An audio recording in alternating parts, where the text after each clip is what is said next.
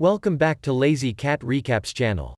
Set several years after the events of the first film, Avatar 2 takes us back to Pandora, where the Na'vi and the humans are still struggling to coexist.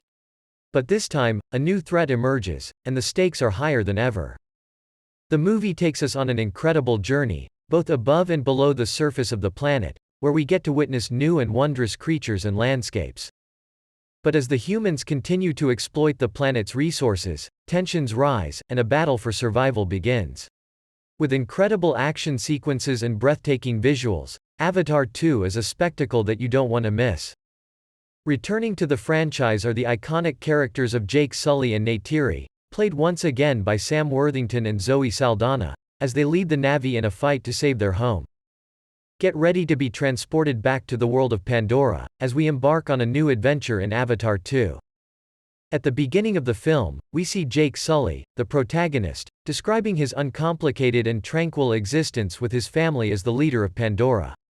He reveals that he and his partner Neytiri have 5 offspring in total: 2 sons named Neteyam and Lo'ak, a daughter called Tuck, their adopted daughter Kiri, and a human boy known as Spider. Jake clarifies that Kiri is the child of his close friend Grace, who passed away fighting against humans to aid the Na'vi community. As for Spider, he was abandoned when all the humans departed for Earth following their defeat. The children play together and look after each other, despite differences in skin color and stature. Jake explains that all the kids live together as a family. However, Neytiri dislikes Spider because he is Colonel Miles Quaritch's son, the villainous man who almost wiped out the Na'vis. Spider was left behind on Pandora as he was too small to be transported back to Earth. Kiri, on the other hand, shares a special bond with Spider and cares for him. Since the human boy has lived his entire life with the Na'vi people, he considers himself one of them. One evening, Neytiri and Jake observe bright spaceships in the sky, which begin wreaking havoc. The Omaticaya habitat is set ablaze, resulting in the loss of countless animals and extensive damage. A group of soldiers emerge from the spaceships with robotic artillery and finish off anything remaining in their path. Neytiri and Jake watch from a distance and learn that the humans aboard the RDA spaceship have arrived to colonize Pandora and construct another primary operating station. The scene then changes to a human laboratory where scientists have cloned the Colonel. They have fed him with memories and data collected before his death. The Colonel's clone knows everything except who killed him and how.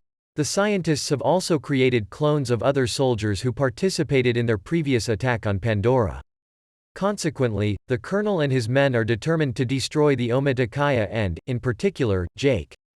Meanwhile, Jake leads a Na'vi army to the RDA train supply lines to prevent intruders.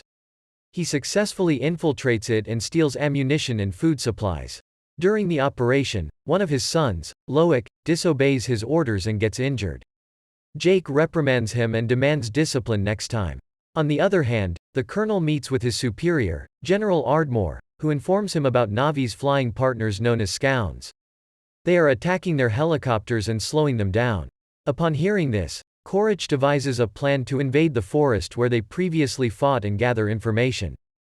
Before long, he reaches the forest with his companions. Unfortunately, Jake's children are also playing in the same forest.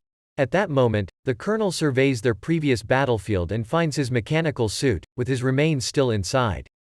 Lo'ak observes all of this and promptly contacts his father using a voice transmitter around his neck. Jake hears this and advises Lo'ak to stay away from them and leave quietly.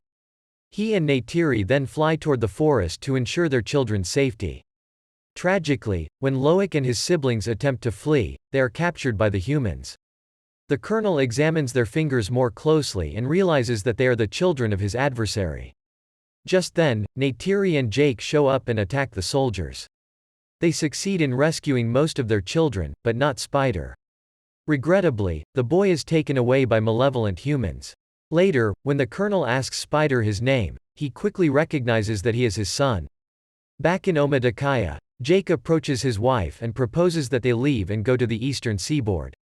He is concerned that Spider might reveal their whereabouts to the Colonel and his people.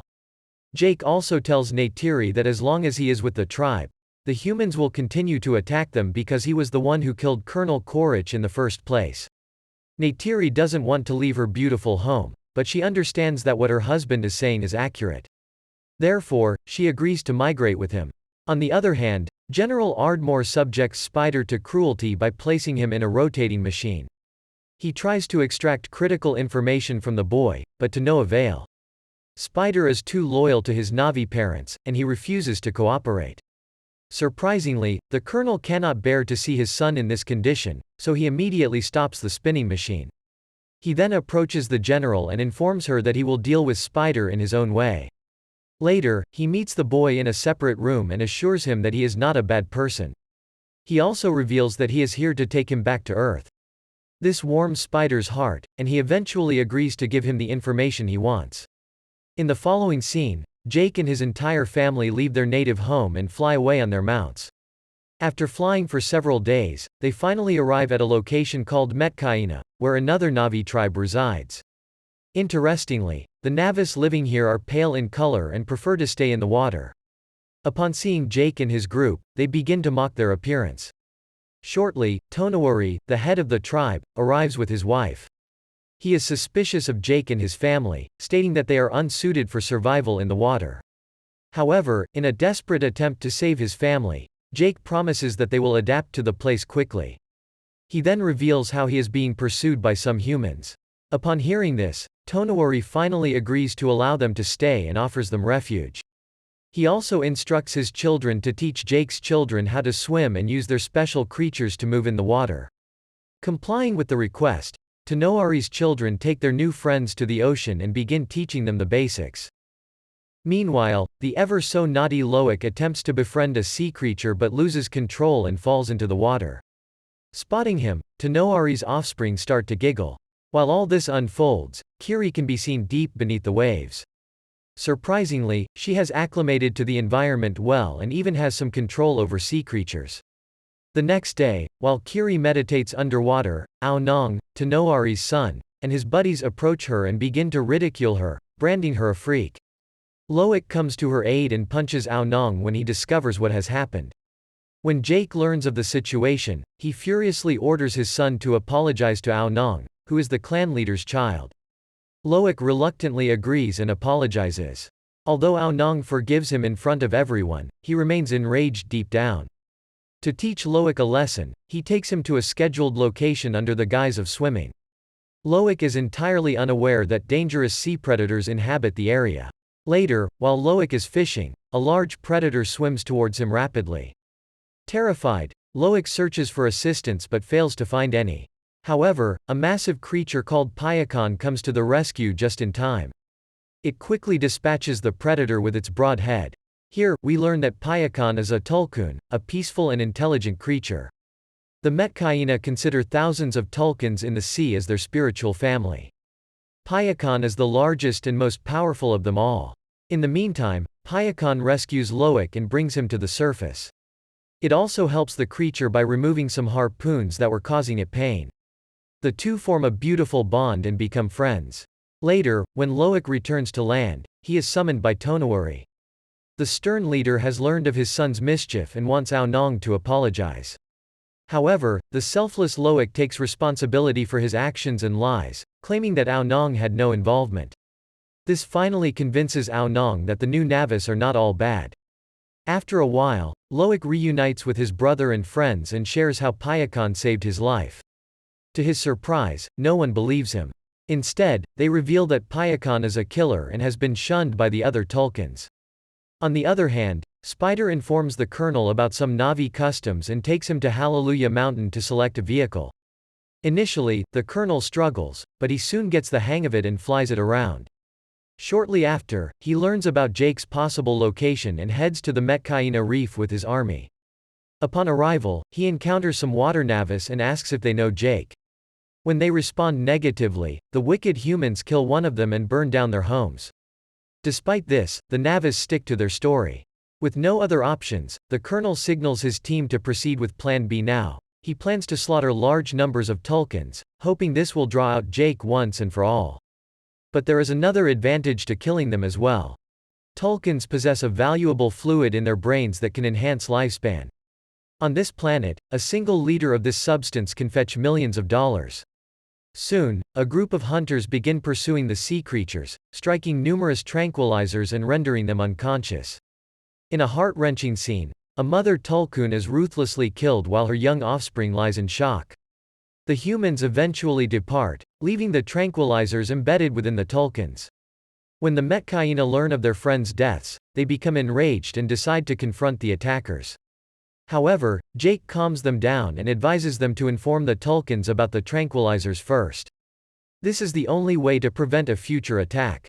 As soon as Lo'ak hears this, he leaves to inform his best friend, Payakan. Aoning and a few other locals join him. After a while, they meet Payakan and prepare to extract the tranquilizer from his body. But just then, the colonel and his hunting crew arrive on their whaleship. Upon seeing them, Lo'ak contacts his father and informs him of the situation. At the last minute, he and his friends manage to extract the tranquilizer from Payakan's body. They then hide underwater while the colonel's crew begin searching for them. Meanwhile, Jake approaches Tonawari and informs him that their children are missing. This alarms him, and he quickly orders his people to prepare for battle. Jake and Neytiri also arm themselves and join their fellow warriors as they head toward the battlefield. On the other hand, the colonel orders his crew to attack the tulkuns and locate Jake's children. After scouring the area, they eventually capture Kiri and Tuk in a net. Lo'ak tries to tear the net but ends up being pulled onto the whaleship with it. The colonel arrives and handcuffs Lo'ak to the railing of the ship. He then takes Lo'ak's collar transmitter and demands that Jake surrender in exchange for his children's safety. With no other options, Jake agrees to the colonel's terms. At the same time, Payakan notices that his best friend Lo'ak is handcuffed to the deck and decides to rescue him. In a daring move, he jumps onto the deck and begins moving its massive fins, throwing many soldiers off and causing the ship to break apart. Taking advantage of this distraction, Jake and the Metkayina launch their attack on the colonel and his army. They want to save their children and seek revenge. Meanwhile, Spider destroys the whaleship's controller, causing it to crash into the rocks and fill with water. Jake and his eldest son, Neteyam, quickly climb onto the deck and free Lo'ak, Tuk, and Kiri. They instruct the children to return to safety, but Lo'ak refuses. Instead, he decides to save his adopted brother Spider. Neteyam joins him, and after a bit of searching, they find Spider. When they are about to leave the ship, the colonel notices and opens fire. Unfortunately, Neteyam gets shot and severely wounded. Lo'ak and Spider promptly transport him to the shore with their mother, but due to excessive blood loss, he passes away. Witnessing her son die right before her eyes, Neytiri starts wailing and shrieking. Meanwhile, the malevolent colonel successfully captures Kiri and Tuk using his own tactics. Later, he contacts Jake and reveals that his two daughters are with him. Upon receiving this information, Jake somehow pacifies Neytiri and convinces her to accompany him and rescue their daughters. She agrees, and with fury in her heart, she calls her own, seizes her bow and arrows, and flies towards the ship. Jake soon approaches the ship and causes an explosion that kills the colonel's men. Neytiri also arrives and shoots arrows at the remaining humans, instantly killing them. Meanwhile, Jake finds Tuk, his young daughter, and frees her, but the colonel also appears, holding Kiri at knife point. He threatens Jake to drop his weapons, and reluctantly, Jake complies. In the meantime, Neytiri captures Spider in vengeance and threatens to kill him. Initially, the colonel claims to have no connection with Spider, but when Neytiri makes a small cut in the boy's chest, he immediately releases Kiri. With this, Neytiri and her family prepare to leave, but the colonel warns that he will come after Jake and kill him. Later, Jake realizes that he must eliminate the colonel to lead a peaceful life. Therefore, he returns to the battlefield, and this time, the arch-enemies engage in an old-fashioned fistfight. It is a brutal and evenly matched fight, but ultimately, Jake emerges victorious. He wraps his arms around the colonel's neck and renders him unconscious. Assuming him dead, Jake lets him drown in the water, but he also struggles to breathe and begins sinking. Fortunately, Lo'ak rescues him and brings him back to the surface. Later, Payakan carries the whole family and brings them ashore. On the other hand, Spider pulls his biological father out of the water and saves his life, but when the colonel urges him to leave with him, Spider refuses and returns to his adoptive family. In the final scene, Jake's family and the entire Metkayina tribe bury Neteyam's body at the ocean's bottom, where the lighting tubes embrace him. The movie ends with Jake recalling his fondest memories of his eldest son and realizing that he is in heaven with their deities.